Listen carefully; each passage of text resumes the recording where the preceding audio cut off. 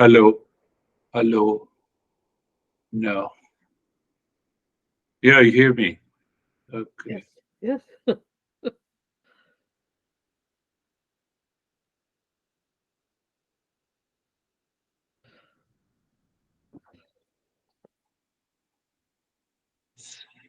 Hello, hello.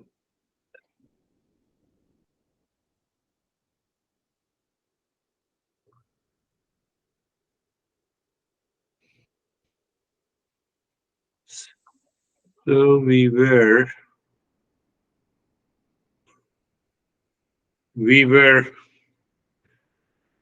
talking about pure and the impure mind, and we also understood what is disciplined and undisciplined thinking. Normally, we claim that I'm very intelligent, but I may be very intelligent, but if I have an undisciplined thinking, it may be the sheep mind, it may be the monkey mind, it may be the rationalized mind, it may be the cognitive, biased mind, it may be the stressed and angry mind. So, as long as we live into these states of the mind is impure, and the impure mind cannot reveal the real self in the permanent state of the happiness. So then I have been talking about the conventional methods for purification of the mind. So in a couple of the sessions, I will lay the foundation of what are those conventional methods for purification of the mind. Simple way that I meet you and I get agitated. So obviously that agitation is my behavior. It comes from the undisciplined or the impure mind. I get obsessed. I start craving for something. I push someone to agree with what you say. So these are the different states of the mind. In these states of the mind cannot find the real self at all. We cannot enter into the permanent state of the peace and happiness. At the same time, when we discipline the mind, our behavior and attitude changes. It helps us to bring a change in our personal, professional, social, and the family life. So I talked about the money mind. The one is the money mind, workaholism. It results into workaholism, or it starts with a stinginess. I neglect the health if I'm working, and if the money mind is there, I'm too much obsessed with the money. I can spend $100 uh, for my pleasure seeking, which does not bring me anything, but I'm not ready to give even $5. So that shows the money mind, and this money mind cannot bring about a transformation. It is a kind of an addictive attachment to the money. That is what we understood. Then we have a sheep mind. We follow the herd, spreading information. So I can spread the information, misinformation, by uncritically sharing ideas or or or about a person. There is a one woman here, and she watched some video of Dalai Lama. So in her mind, that is totally unbecoming of Dalai Lama. So she sent a text to me. What do you think about it? But she knows my nature. So she said, no, no, no, I'm not saying it. My friends are asking you, what do you think about his behavior and attitude? You become Dalai Lama, then you will know his or her attitude. So we unnecessarily we spread these ideas, misinformation. But we think as if we are very intelligent. We are extremely intelligent. So this is going to cause lot of problems in my life also, because I will also behave in the same way with my near and the dear ones. So that is what the sheep mind. Sheep mind means, it without thinking, without reasoning, I just follow the herd. So it results into a herd mentality. And that is what happens in gossiping. Normally we feel, oh, let us meet at a lunch, and then we start gossiping. So I gossiped and I enjoyed food also, but that is going to create lot of challenges in the mind. It is going to affect my behavior and attitude. Whatever I do, it is a lack of independent analysis on any subject, on any event, on any situation. So this is what the undisciplined mind is. As long as we have undisciplined mind, it causes the impurity, and the impure mind cannot realize the real self. It cannot change one's behavior and attitude and personality. And that is going to adversely affect our family, personal, professional, and social lives. Then I was talking about the monkey mind. Monkey mind, it's very difficult to focus on the any work, and I do costly mistakes, poor listening skills. Monkey mind has an extremely poor listening skills, scattered thinking.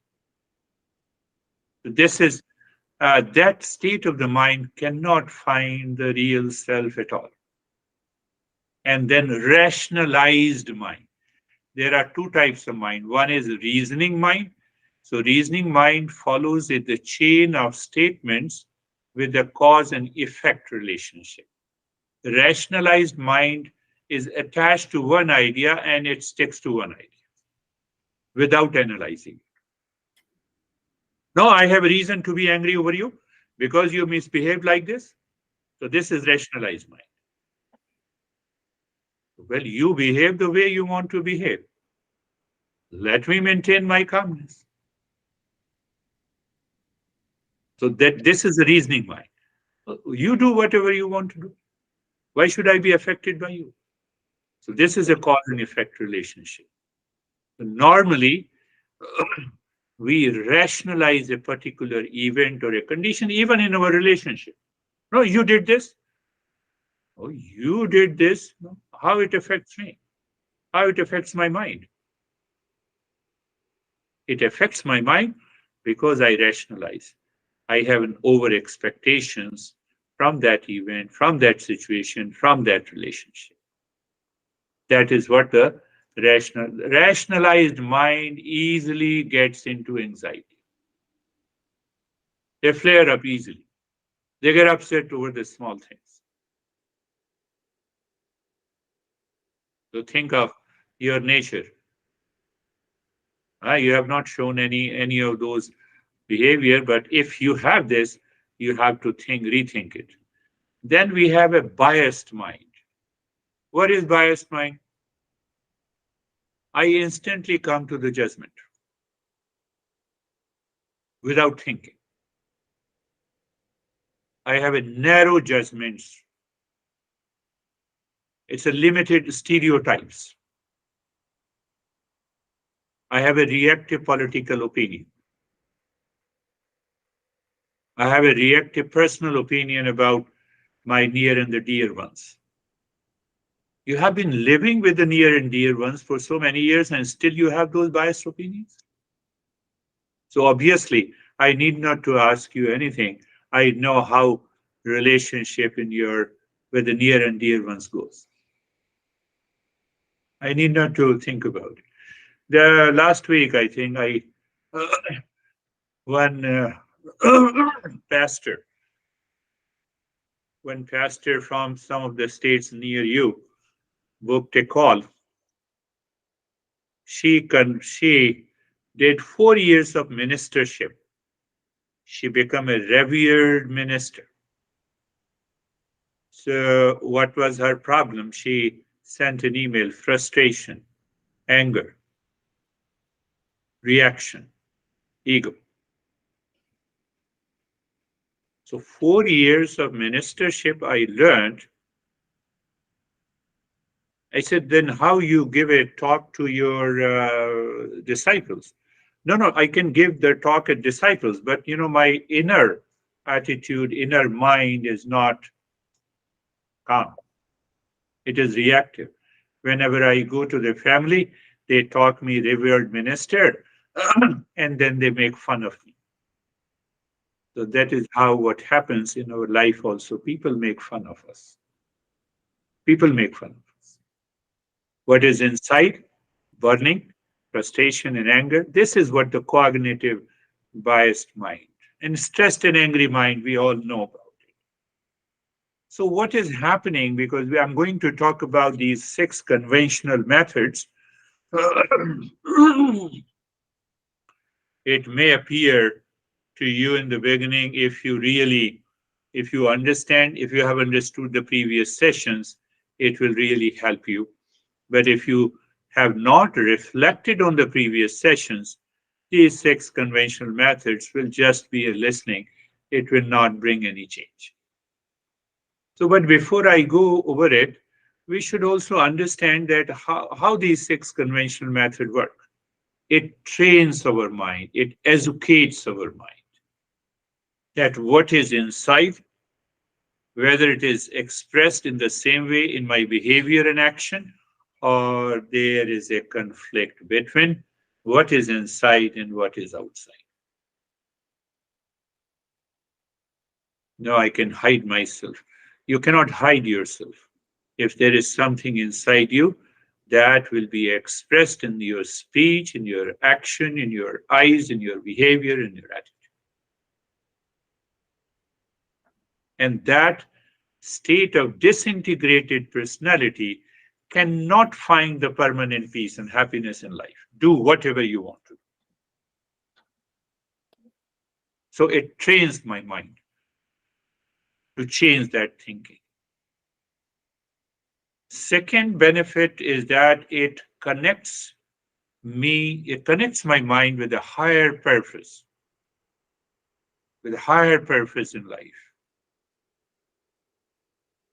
It brings a kind of a self-discipline in the mind. It opens up my mind. I have a sense of kindness and generosity. I don't have a sense of sympathy. If you are crying, I may also shed the tears. So that is sympathy. I have an empathy. It brings the sense of generosity and a self discipline. It brings a sense of mindfulness in every situation. And remember, the mindfulness state can only be achieved if I counter the selfishness and self centeredness. I'm introducing something new thoughts to you. If you don't have the selflessness, mindfulness is not successful. Do whatever you want to do. So we will also understand that what is this selfishness? Any action, any thought, any speech dictated by attachment and aversion, uh, dictated by the delusion, is what we say selfishness. We have a different definition of selfishness.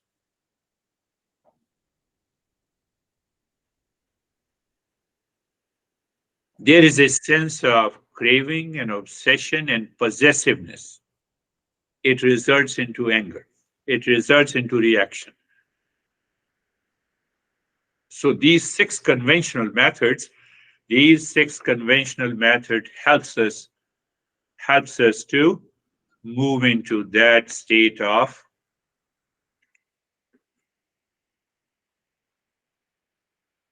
mindfulness. Then then another point, how the 6 conventional methods helps us, it dissolves my ego.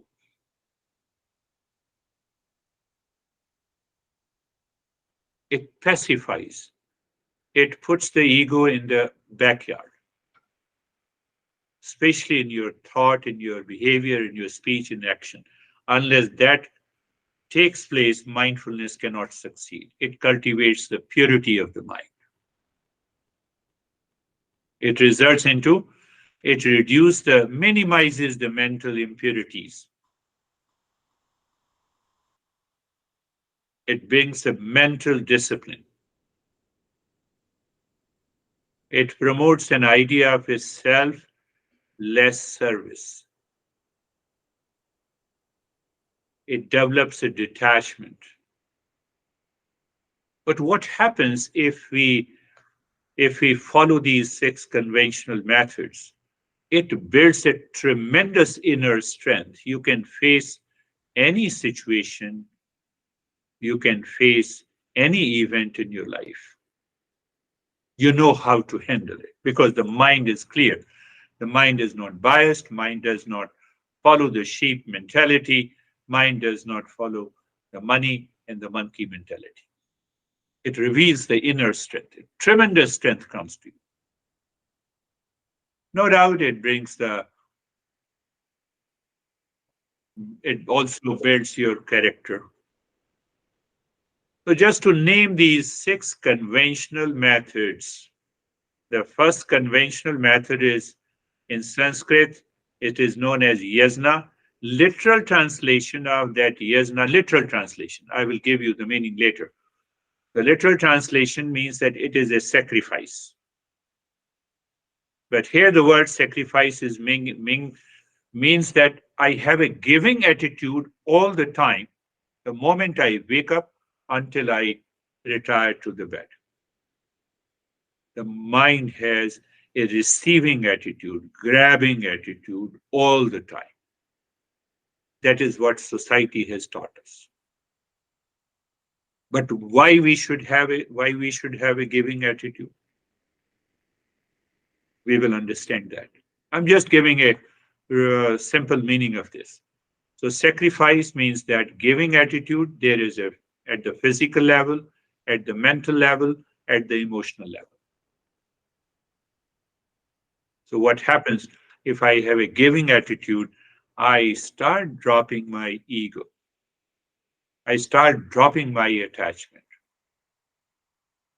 So there are many ways of doing this sacrifice that we will talk about it. The second one is known as, English translation is charity. But the charity means it should be at the physical level, it should be at the mental level, it should be at the emotional level. So if I have the motivation, intention inside that I'm offering this knowledge as a charity, it will definitely help me, whether you learn anything or not. You learn anything or not. But if I have an intention that I'm passing in this knowledge with a strong intention of receiving more and more, that is going to backfire. So the same thing in my relationship, emotional charity. Say, for example, in my relationship, if the guy is not listening or girl is not listening, but still I'm moving with affection, it is going to influence my life. It's going to help me. But normally we don't do this. Ah, how dare you say like this? I don't have a patience. I don't have a clarity in my head. So that is what so charity has a different meaning. Obviously, physical charity means you're offering money, you're offering food, you're offering clothes. Our garage is full of all the stuff that we don't, our closet is full of the clothes I'm not ready to get. Cleanliness is there. So at the physical level, even if I'm ready to give, it opens up my mind and it changes my behavior. We are going to understand that in a detail. Each and every, that is the second. The third, third is the self-discipline. I have to do the self-discipline at the physical level, at the mental level, at the speech level. So do you mean by what do you mean by the self-discipline and the austerity here? I introduce a voluntary discipline in my life, a voluntary hardship in my life. Your honey likes something and you don't like. So you start liking what your honey likes at the mental and the emotional level. And that is going to change your mind. We don't do that. We have a big ego. What I like is the only right thing in my life. I'm entering into your head, I know that. I'm entering into your emotional and mental level, I know that. You may feel uncomfortable, but you feel uncomfortable, what to do? These are the principles.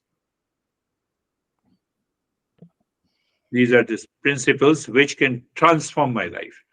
But these are only the 6 conventional methods. And after that, we move into the best method of purification of it. Why don't you start the best purification of the method? You cannot do PhD without doing masters. There is no way. Unless you prepare a foundation of these 6 conventional methods, then only you can enter into the best method of purification of the mind. Very clearly mentioned. Self-discipline at the physical, at the mental, and the vocal level. Do I do the practice every day without fail? Do I listen the talk every day? No, there is no self-discipline. So there are small things, small things. So I introduce very small discipline in my life to bring about a change in the mind. Then another practice, which of you are uh, familiar is the japa. We use certain mantra and a rosary. So that is also used not only to focus the mind and the purification of the mind. You need not to buy the rosary. I'll give you the japa on the fingers, how to do it. If sometimes we feel that I'm not religious, why should I buy rosary? Nobody. You have all the fingers, I know. I'll tell you, I'll guide you the principles. There are 100 ways of doing it. And then the 6th one is how to connect to the Eastern wisdom emotionally, mentally, physically in my daily life. These are the 5 conventional methods, and the 6th is small vows. Small vows I take, small promises I make to myself. I wake up in the morning. I had a fight with my honey yesterday. I wake up in the morning, so I take a vow that I will take the initiative.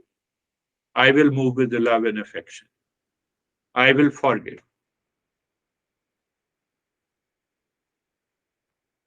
I forget my hesitation, my reaction. I don't forgive others. Do you understand? I don't forgive others. I forget my mistakes easily, but I don't forgive others' mistakes, and especially the near and the dear ones. And that brings a conflict in the relationship. So if you are in a conflict in relationship in your family, how it is possible to have a harmony with any of your friends? It is purely superficial. Finished. It is purely superficial. They have a superficial relationship outside. Think of it. I'm not pointing anyone. I'm just talking about the principles. If I have a slight anger, hesitation, reaction, blame, and complaint against my near and the dear ones who is living with me 24/7, I can switch on to my behavior at a superficial level with my friends, with my neighbors outside, but it is not going to help me. It is not helping me. It is helping me to be a hypocrite. That is the 6th conventional practice. So have you seen all these 6 conventional practices? Helps us to dig deep inside our head to check and analyze our behavior and attitude, to understand our thinking process, to understand how I speak with different people at different times. And that is where it shows the impurities of our mind. As long as we live with these impurities of the mind, self knowledge, self realization, permanent peace, permanent happiness, not possible at all. Not at all possible. So that is just the beginning of understanding. That is why I talked different aspects of pure and the impure mind, disciplined and the undisciplined thinking, and what are the 3 factors, main factors for the impurities of the mind. The impurities have 6 enemies in the last 5 or 6 sessions. Due to the distraction, what are the uh, problems we face in our life, uh, and and the ignorance ultimately causes the delusion, and it results into lot of challenges in our life. We could, because of last point, that's extremely important. You can note down in your head and in your mind. Because of these impurities, because of the 3 factors, because of the money mind, monkey mind, sheep mind, rationalized mind, and whatever I talked about it, the cognitive biased mind, because of this nature of the mind, I create an unfavorable conditions in my life, in my society. No, it is not possible. I'll explain it. You'll be surprised. So the current situation, if it is unfavorable, your mind is responsible for it. You are responsible for it. And if we bring about a change in the mind by these 6 conventional methods, you will find out, you will see the favorable conditions enters into your life. So those unfavorable conditions are known as the sins I have committed in the past, and I'm getting the result. And those favorable conditions I can create by these 6 conventional practices. The life is definitely is going to change if you follow it. If you simply listen and avoid it, it will not. So let us close your eyes. Eyes are closed, and let us being place, find out the best place of. I'll give you a brief of those 6 practices in the in the in the practice itself. 6 conventional methods. So first find out the place. So now you place.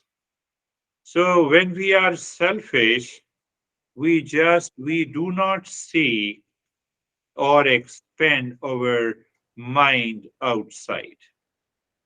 So now what I'm saying, surrounding awareness. What is surrounding awareness? Become aware of the space just just outside the body. Become aware of the space just outside the body, the room, the articles in the room.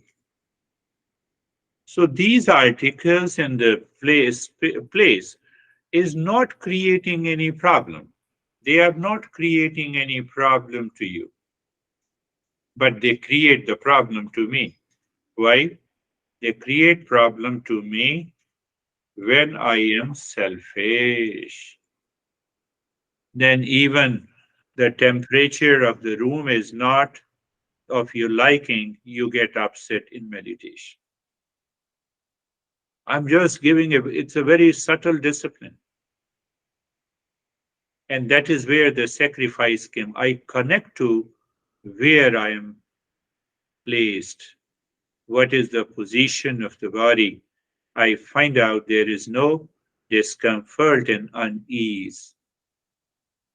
And then the posture where I'm sitting, I check it. So because I do not check these things, I am not aware, and my sheep mind, my monkey mind takes over me, and I fail in meditation. You see how I'm relating? Now being comfortable. So when I say being comfortable means at the body level. So being comfortable, what I say, you look at the neck joint.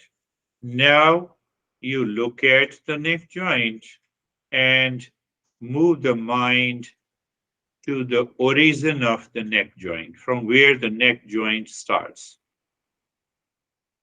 You see, I'm introducing all the six conventional methods in a very simple way.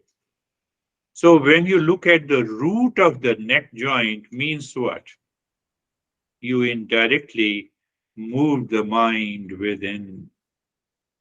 So if you do it regularly, you will understand what it means by moving, what it means by looking at the neck joint. So what happens? Why I gave this instruction? Because your mind becomes extraordinarily aware. You're not looking only at the surface of the neck joint, but you go deeper. And when you go deeper, your distractions, the wandering mind stops. Now you see the same steps, but you are going very deeper with the knowledge and understanding. And once you look at the root of the neck joint, the experience of sensation, comfort, and steadiness is natural. So whenever you feel sensation, comfort, and steadiness, it is because of this self discipline in being comfortable. Looking at the shoulder joints, it means you're going to the root of the shoulder joints, being there, feeling the sensation, comfort, and steadiness. The entire body, look at all the joints, elbow joints, knees, ankles, toes. So if your mind lives deeper within, it picks up a sensation at the root. You naturally feel the sensation, comfort, and steadiness. It stops wandering mind. That is why I gave you this step. But if it doesn't stop, obviously mind is somewhere else. And then we go to being, being carefree. Being carefree. It is a practice of detachment and dispassion.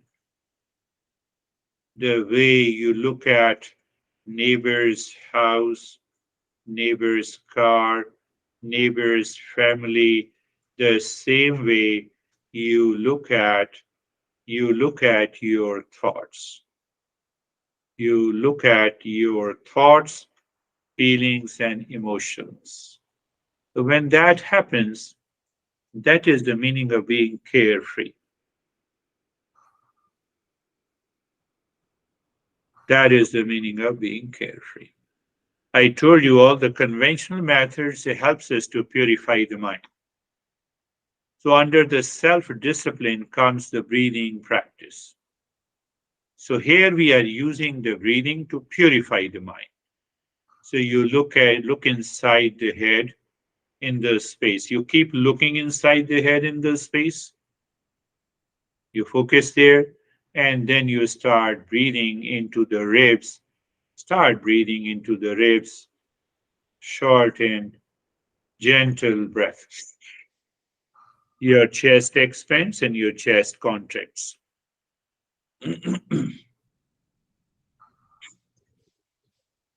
Chest expands and chest contracts. Continue.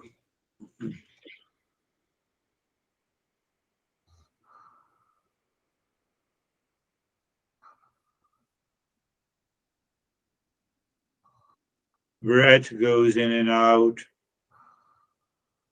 Short and gentle, short and quick breathing. So it helps to purify the mind. We will talk about it. We will understand deeply under this six conventional methods.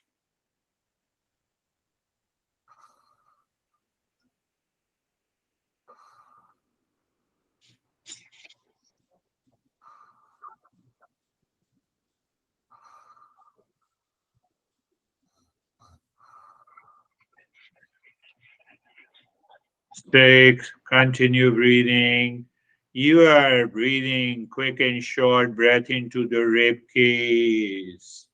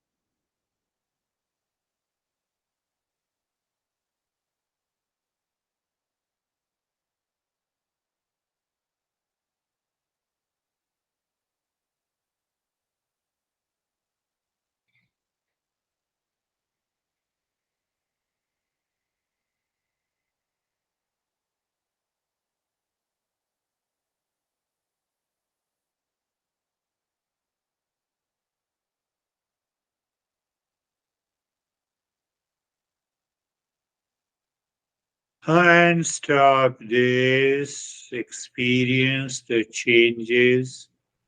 Feel the change in the sensation. Maybe sometime people say it is a freshness. So, this freshness and the sensation we experience now has come because of the purity of the mind. So, what is happening because of the I raise my awareness level. In that awareness level, when you look at the head and the neck, when you look at the head and the neck, you experience the sensation, relaxation, and stillness. When you look at the right arm, sensation, relaxation, and stillness. And you move the body during the practice, it means the very first step was not done correctly, was not done with the right understanding. What was the first step?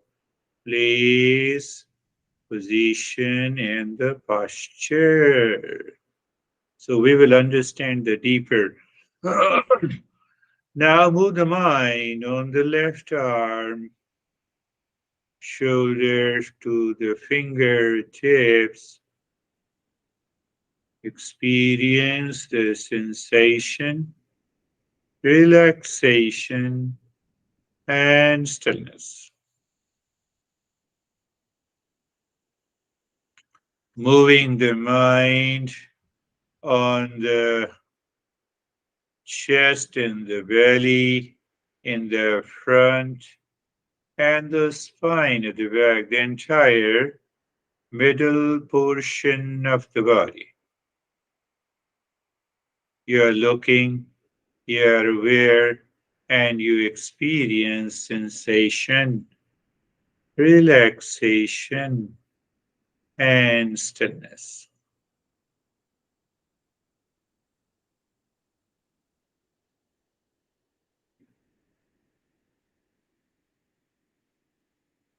Moving the mind on the right leg, from the right side of the waist to the toes. You know, the skin awareness is deeper than simply aware of the right leg. That is why I used to say in the instruction that you move the mind on the skin of the right leg and feel the sensation, relaxation, and stillness.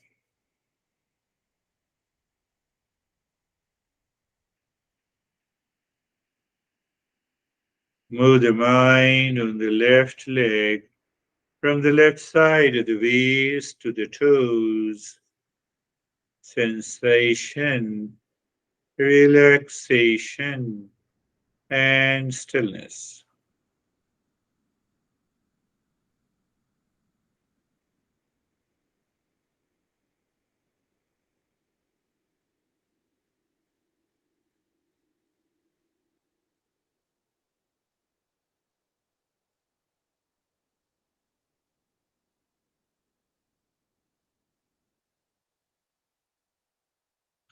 The entire body from the top of the head to the toes,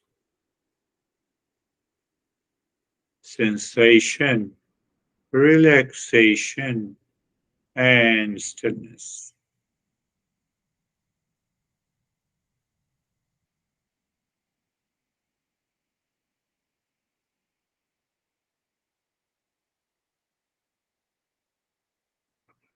Last time we did it, so that comes under the austerity, that how long I can keep my mind on the flow of the breath without changing. So that instruction I used to give you, I used to say that look at the breath in the state of stillness in the body. You are looking at the breath. The breath is going in and out, no change. You feel the sensation of the breath, and every time the breath goes in or comes out, you drop the mantra Shantoham. So, austerity, how come it is an austerity and a self discipline? So, whenever any thought enters into mind, there comes the power of austerity. You become alert, you superimpose Shantoham on that thought.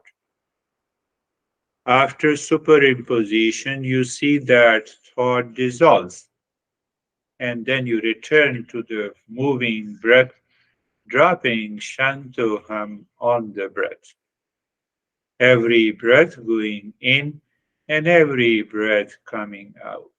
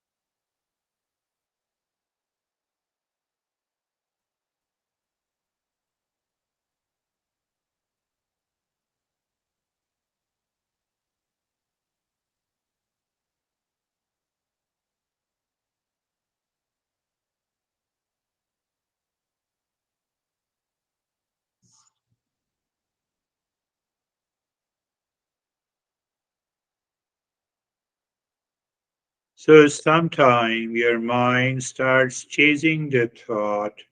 What happened? You forgot that minute self discipline. Oh, I was aware of the breath, I was dropping off Shantoham, and I forgot that. So, those are the impressions in the mind, triggers in the form of a thought, causes the distraction. So, we return again, we remember, I'm dropping. And when any thought enters, I superimpose Shantoham.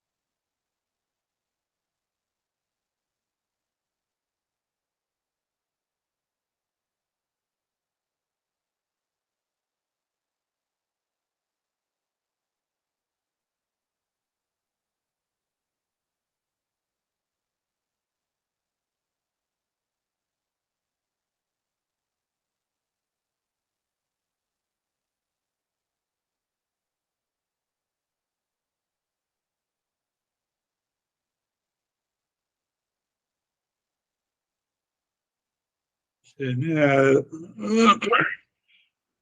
in every talk, we check and understand how that knowledge can be applied into the practice to bring about a change in our life.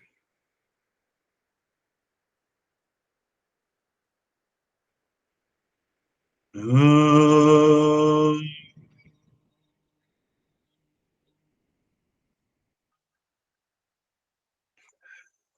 Shanti Shanti Shanti.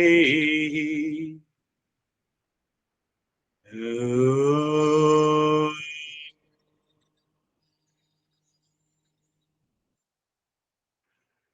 Shanti Shanti Shanti. Om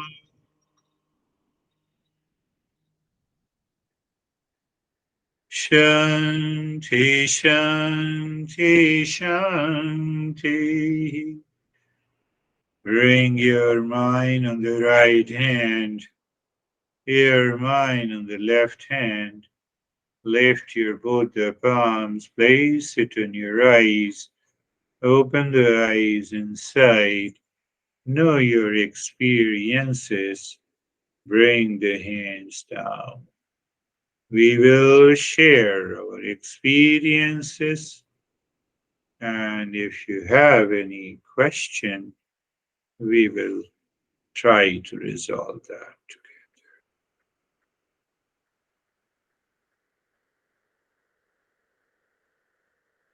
How are you, John?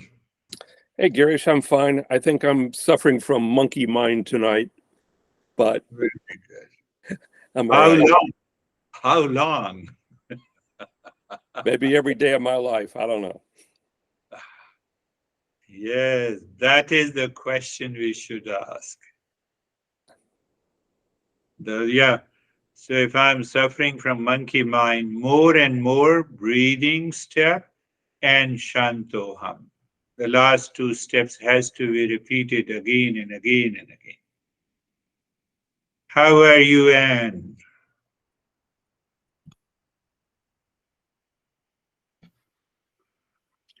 Fine and quiet. I dozed off here and there a few seconds, but Yes, I feel good. you feel good in spite of dozing off. So what happens if we do a practice for a longer period every day for about 2 or 3 weeks, that dozing off goes away. There is Okay. no issue. We have to do it for a only practice has to be done for a longer period. Very good, John and Anne. And how are you, Sophie? Hi, Girish. I'm good. I dozed off also. You do also, yeah. So yeah, so sometimes we feel as if the reason being is that I'm tired. That is why I dozed off. But in Eastern wisdom, we say it is because of losing awareness and alertness of what I'm doing. Mhm. So it is, so it is the same. The regular the practice, the deeper the practice, you simply pick up Om Shanto Ham, no Shanto Ham on on the breath and check it that, oh, let me do it for 10 minutes couple of times. So within a week that dozing off, and also the monkey mind goes away. How are you, Mead? I feel very good. I feel a kind of clarity of, Very good. when you take a pebble and you drop it in the pond and Yeah. then it does that. That's how I feel. Yes. So what is important? That is a very good thing. And now if check that, does that clarity remains 24/7? No.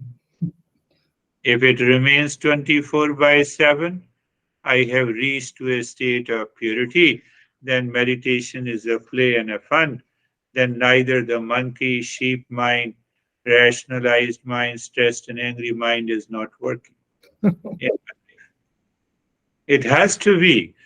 That is the journey of meditation that I should progress. Very good. That is all for today. Thank you very much, sir and ma'ams. Thank you. Thank